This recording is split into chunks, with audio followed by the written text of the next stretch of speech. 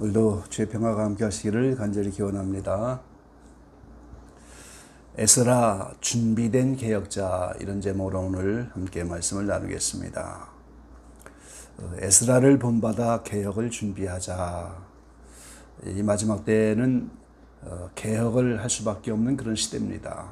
그래서 오늘 마지막 때의 개혁을 앞두고 우리가 에스라의 영성을 본받아서 개혁의 일꾼이 되어보자, 그런 취지로 오늘 말씀을 나누도록 하겠습니다. 인류 역사는 하나님의 구속사죠. 인간들의 그 역사가 제멋대로 되는 역사가 아니고 얼마간의 영혼을 구속하려고 하는 하나님의 구속사, 그것이 이제 오늘 인류 역사입니다. 그런 구속사는 또 다른 말로 하면 종교개혁사다, 이렇게 말씀드릴 수 있어요. 하나님이 구속의 역사를 이루기 위해서는 계속해서 개혁을 하셔야만 한다는 거죠. 그래서 첫 번째 생각해 볼 것은 시대마다 종교개혁이 필요하다 하는 거예요. 이 구속사가 종교개혁사인데 인류 역사를 성장론적으로 본다 할지라도, 또는 시대적으로 본다 할지라도, 또는 성전을 만들어가는 성전 중심으로 본다 할지라도 계속해서 개혁이 필요하다고 하는 겁니다. 자, 인류 역사를 하나님이 이스라엘 백성을 통해서 모형으로 보여주셨죠. 애굽에 살고 있던 이스라엘이 모세의 출현으로 출애굽하여 광야 40년을 지나서 가나안 땅에 들어가는 그런 모형입니다. 그래서 이 가나안 땅은 이 땅에 나타나는 메시아 왕국이죠. 땅에 나타나는 하나님 나라. 그래서 그 하나님의 나라가 땅에 나타나려면 이 노아의 시대에, 타락한 그 시대에 오늘 노아의 가족을 통해서 한 가족만 살아남는 신앙의 개혁이 필요하다는 거예요. 그리고 노아 시대 이후에도 이제 계속해서 타락한 인생들이 계속 범죄할 때 오늘 하나님이 아브라함을 부르셔서 믿음으로 구원받는 원리를 여시고, 이후로 모세를 부르시고, 그러면서 인류 역사가 쭉 이제 진행이 되는데, 그 광야 이스라엘 백성의 모든 삶이 계속 새로운 개혁의 삶입니다. 그래서 오늘 인류 역사가 새하늘 새 땅이 이루어지기까지 계속해서 개혁을 필요로 하는 역사라고 하는 거죠. 시대적으로 봐도 마찬가지입니다. 구약에서 예수님이 오셔서 신약을 여시면서 이 시대가 개혁이 되는 거예요. 그래서 예수님은 새 포도주를 새 부대에 담아야 된다, 그렇게 말씀하셨어요. 그 지금은 이제 마지막 시대입니다. 그리고 이제 멀지 않아 큰 환란이 오고 메시아 왕국이 나타날 터인데, 이렇게 격변하는 시대마다, 그때마다 하나님은 시대적으로 개혁을 필요로 한다는 거예요.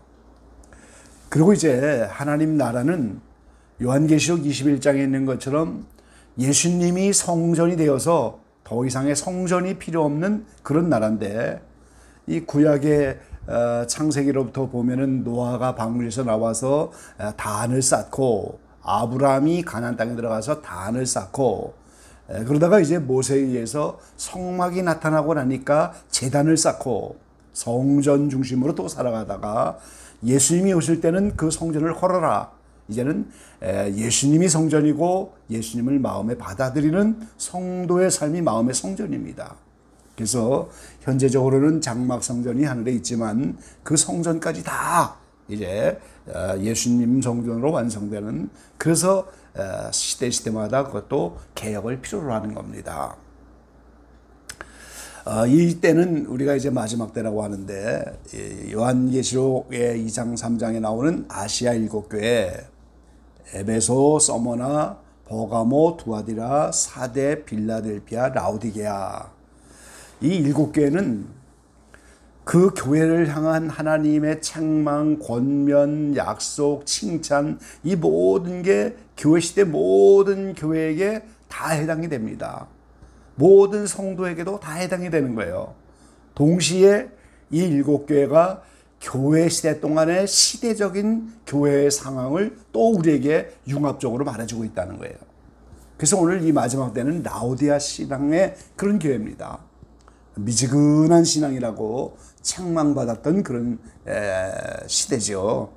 눈이 멀었고 또 흰옷을 입지 못해서 벌거벗었고 또 이제 연단받은 정금과 같은 믿음이 없고 그래서 회개를 촉구했던 그런 때입니다.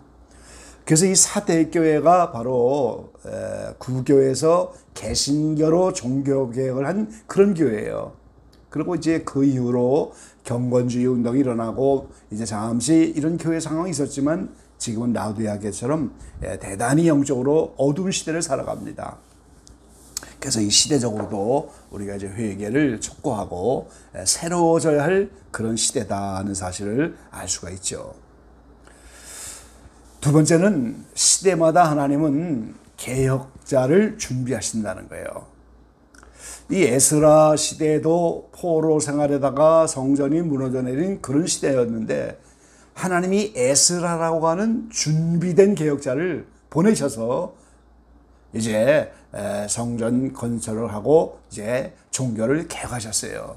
그래서 오늘 본문에 있는 이 에스라를 본받아서 에스라가 준비된 개혁자였던 것처럼 종교 개혁에 필요한 영성을 우리도 에스라처럼 본받아 준비하여 이 시대의 일꾼으로 부름을 받자 하는 겁니다.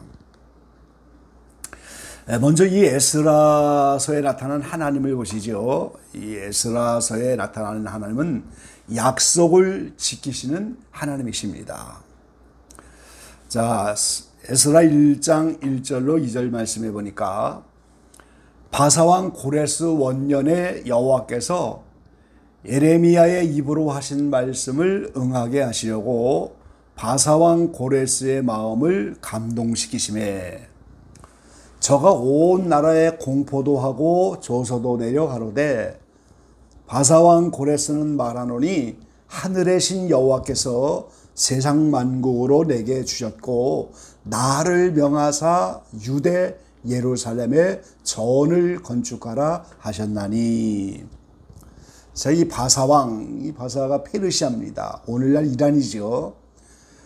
이렇게 이방 나라의 왕인 고레스가 하나님의 마음을 감동시키는 그런 은혜를 입고 여호와의 입으로 한 말씀을 응하게 하시려고.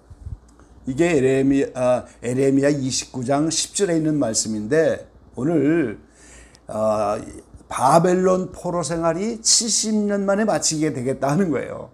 그러니까 포로 생활하는 동안에 성전이 다 회파되었고 하나님을 섬기지 못하고 그런데 그게 70년으로 정해졌다는 그 에레미야를 통하여 예언하신 말씀을 지금 응하게 하시려고 이방 나라의 고레스 왕을 감동시켜서 예루살렘에 건축을 하라고 나에게 명하셨다. 이렇게 선포하고 있는 거예요. 그러니까 오늘 하나님은 그 뜻과 섭리를 이루시기 위해서 이방 나라의 왕까지라도 이렇게 감동하여 사용할 수가 있는 그런 하나님이십니다. 그리고 에레미야를 통해서 약속하신 말씀, 모든 선지자를 통하여 약속하신 말씀을 반드시 응하게 하고 그 말씀을 이루셔서 약속을 지키는 하나님이다 하는 사실을 먼저 우리가 알 수가 있습니다. 자, 에스라의 이 활동 시대를 우리가 잠깐 좀 살펴보면요. 남유다가 586년 기원전이죠. 586년에 이제 바벨론에서 멸망하면서 완전히 예루살렘 성전이 회파됐죠. 그래서 포로 생활이 70년입니다. 그 도중에 이제 스룹바벨이 1차적으로 귀환을 해서 성전 재건을 시작했는데 이 성전 재건이 기원전 515년에 완성이 되었고 그 다음에 2차 귀환이 바로 에스라 중심이에요. 그래서 에스라가 오늘 귀환을 해서 그 준비된 성전 중심으로 종교 개혁을 하고 붕괴 운동, 그동안의 여호와의 율법을 다 잃어버리고 지키지 못했던 그들에게 오늘 다시 한번 말씀을 선포하여 이 놀라운 개혁의 운동을 일으킨 그런 말씀입니다. 그리고 이제 3차 기한은 느헤미야를 중심으로 하셔서 성전 벽을 다시 한번 수리하시고 그런 일이죠. 그래서 이 에스라 1장부터 6장까지 포로 기한과 성전 재건에 대한 말씀이 있고 6장부터 10장까지 에스라의 귀환과 종교개혁 부흥운동이 일어나는 그런 모습을 우리가 볼 수가 있습니다. 자, 그러면 에스라의 준비된 영성이 어떠한 영성이었는가? 하나님은 어떻게 준비된 영성의 사람들을 시대마다 쓸 수가 있는가? 그 에스라의 준비된 개혁의 영성은 첫째는 회개입니다. 그리고 둘째는 기도, 그리고 셋째는 말씀 연구와 전파라고 하는 거예요. 자, 첫째는 회개인데 오늘 개혁자들은 반드시 회개가 준비가 돼야 돼요. 에스라 10장 1절로 3절 말씀해 보니까 에스라가 하나님의 전 앞에 엎드려 울며 기도하여 죄를 자복할 때, 이 에스라가 오늘 귀환하여 보니까 오늘 귀환한 사람들이 다 하나님이 명하신 말씀대로 살지 않고 이방 여자를 취하여 아내를 삼았어요. 이것을 볼 때 오늘 에스라는 엎드려 울며 기도하며 죄를 자복했다 그랬어요. 나라 민족의 죄를 위해서 이제 울며 기도하고 죄를 자복하니까 많은 백성이 그걸 보고 심히 통곡하며 큰 무리가 그 앞에 모였어요. 그리고 우리가 다 하나님께 범죄하였나이다 고백을 하는 거죠. 그래서 이제는 그들이 하나님의 명령을 떨며 준행하려고 모든 아내와 소생을 이제 내어보내자. 그래서 하나님과 언약을 세우고 율법대로 행할 것이다. 하나님의 말씀 그대로 이것을 다시 한번 행하겠다. 이런 말씀 중심의 회개운동이 일어나는 거예요. 에스라 9장 3절 6절의 말씀에도 또 보면요, 내가 이 일을 듣고 속옷과 겉옷을 찢고 머리털과 수염을 뜯으며 기가 막혀 앉으니 이에 이스라엘 하나님의 말씀을 위하여 떠는 자가 이 사로잡혔던 자의 죄를 인하여 다 내게로 모여오너라. 내가 저녁 제사 드릴 때까지 기가 막혀 앉았더니 저녁 제사를 드릴 때에 내가 근심 중에 일어나서 속옷과 겉옷을 찢은 대로 무릎을 꿇고 나의 하나님 여호와를 향하여 손을 들고 말하기를 나의 하나님이여 내가 부끄러워 낯이 뜨뜻하여 감히 나의 하나님을 향하여 얼굴을 들지 못하오니 이는 우리의 죄악이 많아 정수리에 넘치고 우리의 허물이 커서 하늘에 미침이니이다. 이 에스라가 이제 귀환하여 보니까 이 백성들의 죄, 사로잡혔던 자들의 죄, 그들이 다 모였는데 그것을 볼 때 기가 막혔다고, 백성들의 죄를 보니까 기가 막혔다고 오늘 2번이나 말씀하세요. 그걸 듣고 속옷과 겉옷을 찢고 머리털과 수염을 뜯어가면서 근심 중에 하나님 앞에 무릎을 꿇고 기도하면서 나의 하나님이여 내가 부끄러워 낯이 뜨뜻하여 그랬어요. 여러분, 세상에도 부끄러운 일이 많잖아요. 부끄러우면 얼굴이 뜨거워, 낯이 뜨거워지잖아요. 근데 오늘 에스라는 하나님 앞에 이 백성의 죄를 생각할 때마다 이 낯이 뜨거워요. 하나님 앞에 얼굴을 들지 못하겠습니다. 이런 마음으로 주님 앞에 회개한 거죠. 오늘 우리는 하나님 앞에 부끄러워 낯이 뜨뜻해야 합니다. 얼굴이 화끈거려 하나님을 바라볼 수가 없고, 이 시대의 동성애와 이 시대의 부정부패와 이 약한 이 나라 이 민족의 이 모든 죄들을 생각할 때 오늘 기가 막혀갖고 속옷과 겉옷을 찢고 머리털과 수염을 뜯어가면서 하나님 앞에 부끄러워 낯이 뜨뜻하여 하나님을 바라볼 수 없는 이러한 회개의 심정이 준비돼야 하는 겁니다. 오늘 우리도 회개해야 되겠습니다. 특별히 우리가 이제 100일 작정 기도가 한 주간 지나가는데 우리가 100일 작정 기도 중에 나라와 민족을 위해서 기도하려고 하잖아요. 개인과 가정, 교회와 공동체, 이들을 위해서 하나님의 약속된 말씀을 붙잡고, 이 하나님은 신실하신 분이고 약속을 이루시는 분이고, 그래서 하나님이 우리에게 개인적으로 약속한 말씀, 성경을 통해서 약속된 말씀, 이 공동체와 교회를 향한 약속된 그 모든 말씀을 붙잡고 먼저 민족의 죄가 내 죄인 줄 알고 공동체의 죄가 내 죄인 줄 알고 철저하게 에스라처럼 회개를 부르실 때 오늘 하나님이 그 영성을 보시고 우리를 마지막 때 개혁의 일꾼들로 사용하시게 되는 거죠. 둘째는 기도입니다. 에스라 7장 6절 말씀해 보니까 이 에스라가 바벨론에서 올라왔으니 저는 이스라엘 하나님 여호와께 주신 바 모세의 율법에 익숙한 학사로서 그 하나님 여호와의 도우심을 입음으로 왕에게 구하는 것은 다 받는 자더니 그랬어요. 오늘 우리가 이 기도할 때 하나님 여호와의 도우심을 입도록 우리는 그렇게 기도하는 기도의 영성이 있어야 됩니다. 지금 이 에스라는 왕을 통하여 구하는 것을 하나님이 뒤에서 도와주시니까 다 구하는 것마다 받았는데 오늘도 마찬가지인 거예요.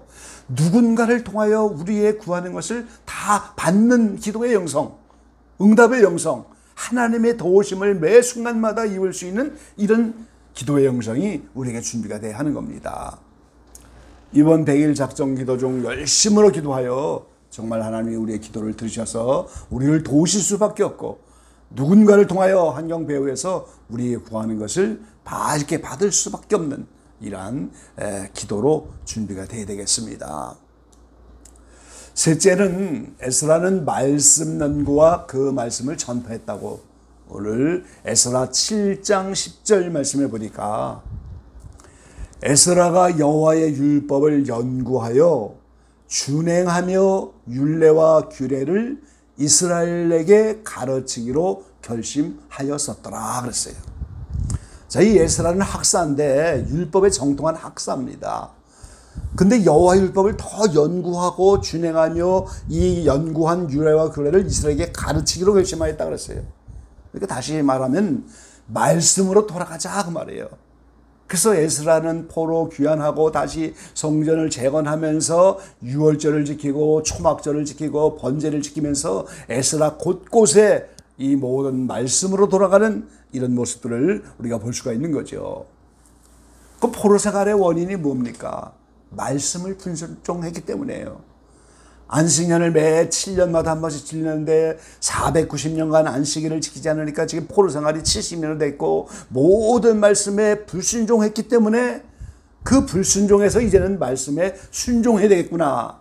그러니까 오랫동안 백성들이 율법을 알지 못하고 하나님을 잃어버리고 성전이 없어서 이러한 백성들 앞에 그 말씀을 다시 한번 더 연구하여 말씀으로 돌아가자. 말씀을 바로 알자 하는 거예요. 그래서 에스라는 여호와의 율법을 연구하여, 그러니까 첫 번째는 말씀을 바로 알아. 이게 우리 교회의 표와 마찬가지인 겁니다. 바로 알고 바로 믿고 바로 전하자. 그리고 율법을 연구하면서 두 번째는 이거를 먼저 자신이 준행하며 그랬어요. 자신이 먼저 말씀을 실천했다 그 말이에요. 오늘 우리는 먼저 우리 자신들이 말씀을 실천해야 되는 겁니다. 그리고 세 번째 율례와 규례를 연구하여 깨달은 말씀, 그거를 이스라엘 백성에게 가르치기로 결심하였었더라. 이게 종교개혁이에요 여러분. 불순종하고 말씀을 떠난 인생을 향하여 말씀을 다시 한번 연구하고 깨달아서 이렇게 깨달아진 말씀을 먼저 자신이 준행하며 그거를 이제 백성들에게 가르치고 그래서 다시 말씀으로 돌아가는 것. 이것이 종교개혁입니다. 하나님은 마지막 때 복음서를 통하여 때를 따라 양식을 나눠줄 지혜롭고 충성된 청지기가 누구냐. 그 말씀을 하고 계시는데요. 이 마지막 때도 마지막 때에 걸맞는 영혼의 양식, 그리고 그들에게 필요한 육신의 양식까지라도 나눠줘야 되는데 그게 전부 하나님의 도우심으로 누군가의 손길을 통하여 오늘 구하는 것마다 받아지는 기도 영성이 있어야 된다는 거예요.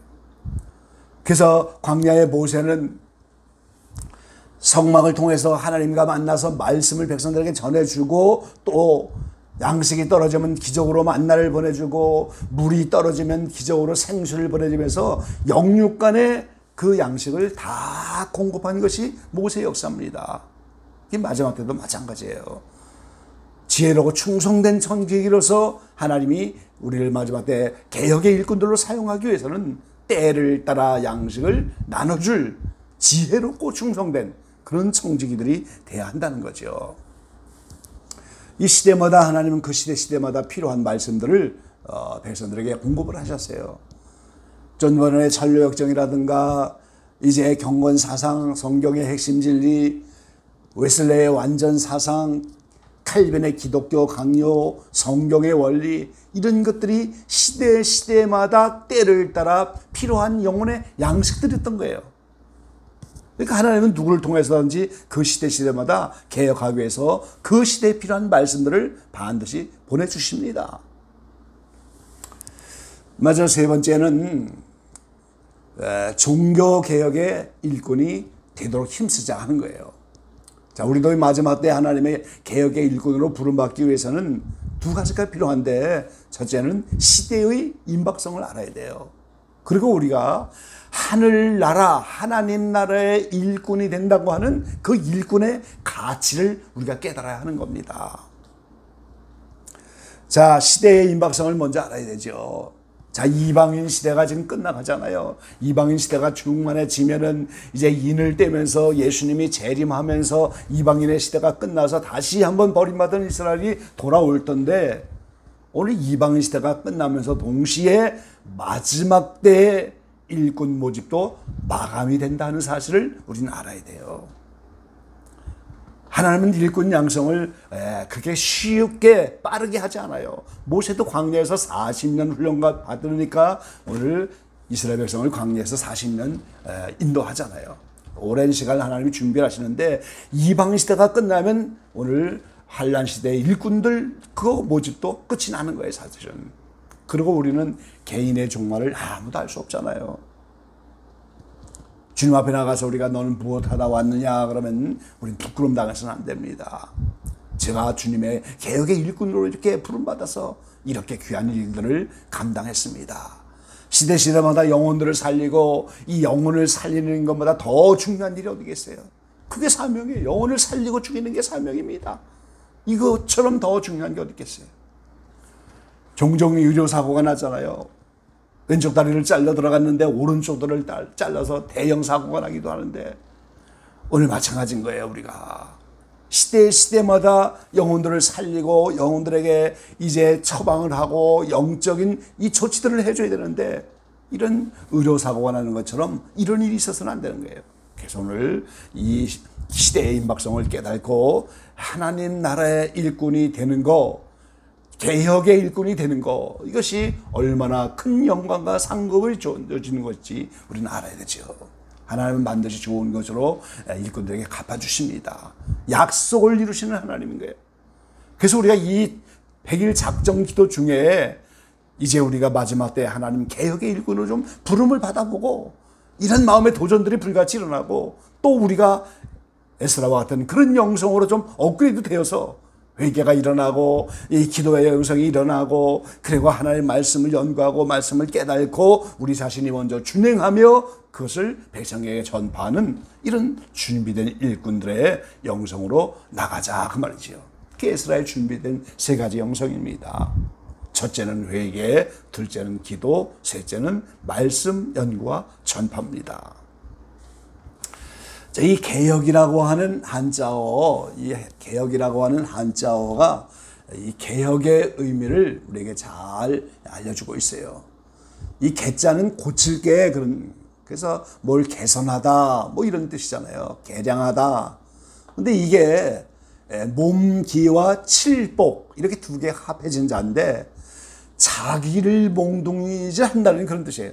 자기 몸을 친다는 거예요. 그리고 혁자, 이게 가죽 혁자 아닙니까? 짐승을 매달아 놓고 손으로 껍데기를 홀라당 벗기는 모습이에요. 그래서 이 두 글자를 가지고 보면 개혁의 문자적인 뜻이 분명해지는 거죠. 자신을 채찍질하고 껍데기를 홀라당 벗기는 게 개혁입니다. 그러니까 개혁의 1차적 대상은 자기 자신을 먼저 쳐야 한다는 거예요. 내가 내 몸을 치고 내가 내 자신을 먼저 치지 않으면 다른 사람의 껍데기를 홀라당 벗기는 이런 개혁을 할 수가 없다는 거예요. 그러니까 내가 먼저 자신을 치는, 그러고 나서야 남의 껍데기도 벗겨낼 수가 있다 그 말이죠. 그래서 사도 바울은 이렇게 많은 교회와 성도들에게 복음을 전파하면서 내 몸을 쳐서 복종한다고, 내가 전파한 후에 버림을 당할까 봐 먼저 내 몸을 친다고 그렇게 고백하고 있잖아요. 그러니까 우리가 이 작성하에 기도하는 가운데 먼저 자기 자신을 치는 거예요. 내가 부족한 것이 무엇이고, 내가 회개할 게 무엇이고, 이제 내가 불순종하는 게 무엇이고, 이런 자신을 먼저 쳐서 복종시키면서 그 후에야 비로소 자기가 바로 설 수 있으면 이제 다른 사람의 껍데기를 홀라당 벗겨갖고 완전히 뒤집어 놓는 거죠. 껍데기를 다 뒤집어서 벗겨놓으면 이게 이제 바로 개혁입니다. 내 자신을 치지 않고는 남의 껍데기를 벗겨낼 수가 없다는 거죠. 예, 성체교회에 주신 사명과 비전을 마지막으로 생각해 보면서 마치겠습니다. 저에게는 영성 클리닉이 있습니다. 이제 의료 클리닉이 있는 것처럼 하나님의 말씀을 가지고 잘못된 영성을 치유하는 거죠. 그리고 더데이 하나님 나라 내비게이션, 주님이 오시는 그날이 가까웠고 하나님 나라 들어가는 지도, 영적 안내도, 그거를 우리가 연구하고 보급하는 더 하나의 연구 보급소의 사명인데, 그래서 이제 출판도 하고 유튜브를 비롯하여 방송을 하는 거예요. 그리고 요한계시록을 비롯하여 시대적인 말씀들, 다니엘이라든가 이제 종말론적인 말씀들을 전파하여 이 마지막 시대를 준비하는 그런 사명인데, 이 요한계시록도 이제 우리는 실전계시록입니다. 실제 이 죄악 세상에서 이 일들이, 하나님이 예언한 마지막 때 말씀들이 어떻게 이루어질 것인가, 이 시사와 더불어 함께 풀어나가는 실전계시록, 이것을 우리가 준비하고 전파하는 사명이죠. 그리고 이제 이스라엘 선교의 전초 기지를 우리가 마련해야 된다. 이것도 이제 우리 교회에게 주신 특별한 사명입니다. 이 마지막 때에는 영적 싸움의 격전지가 이스라엘입니다. 일곱인을 뗄 때부터, 그때부터 이제는 종말의 시나리오가 본격적으로 시작될 터인데, 그 모든 중심이 이스라엘이에요. 이스라엘 중심으로 대환란이 일어난 거고, 이스라엘 중심으로 둘째 화인 여섯째 나팔, 인류의 3분의 2 죽는 인류의 3차 대전도 이스라엘 중심으로 일어나는 거예요. 이 모든 게 전부 이스라엘 중심입니다. 그래서 그 이스라엘을 우리가 진리의 거점으로 삼고, 진리의 보로로 삼고, 또 거기에 피난처, 영성센터와 기도처, 이런 대환란을 준비하는 전처적인 기지가 우리에게 필요하다는 거예요. 왜요? 영적 싸움의 마지막 격전지가 이스라엘이기 때문에. 그래서 이스라엘의 오늘 선교 기지를 준비하는 것도 저희 성체에게 주신 특별한 비전과 사명이라고 하는 거죠. 예, 성체에게 이번에 100일 작정기도가 한 주간 지나가고 이제 9월 말까지 우리가 작정기도 하는데, 나라와 민족을 위해서 기도하시고, 개인과 교회 공동체 위해서 기도하시고, 특별히 마지막 시대에 개혁의 일꾼으로 부름받기 위해서 에스나의 영성이 준비되도록 회개와 기도, 말씀 연구와 전파, 이걸 위해서도 기도하면서 하나님의 부름을 따라 귀히 쓰임받는 성체교회와 모든 지체들 다 되시기를 주의 이름으로 간절히 축원합니다. 아멘. 아버지 감사합니다. 마지막 때가 되었습니다. 시대마다 개혁자를 보내시고 준비된 영성의 사람을 일으키시는데, 이 마지막 때도 개혁이 필요합니다. 라우디아 교회처럼 미지근한 신앙은 하나님이 토하여 내친다고 하셨는데, 미지근한 신앙에 영적 눈이 어두워지고 이제 연단받은 금과 같은 믿음이 없고, 또 흰옷을 입지 못하여 벌거벗은 같은 수치가 많은 이런 마지막 때를 살아가서 이제 여기에도 종교개혁이 필요한 때입니다. 에스라와 같이 준비된 영성으로 철저한 회개와 기도 생활로, 그리고 말씀 연구와 전파로 자신을 먼저 치면서 이제 많은 영혼들의 껍데기를 벗기는 것처럼 이렇게 개혁의 귀한 일꾼들로 부름받고 쓰임받도록 이 100일 작정기도를 축복해 주시고, 오늘 주님께 나가는 모든 심령마다 이 놀라운 영성으로 준비할 수 있도록 축복하여 주시옵소서. 예수님의 이름으로 감사하며 기도 올려옵나이다. 아멘.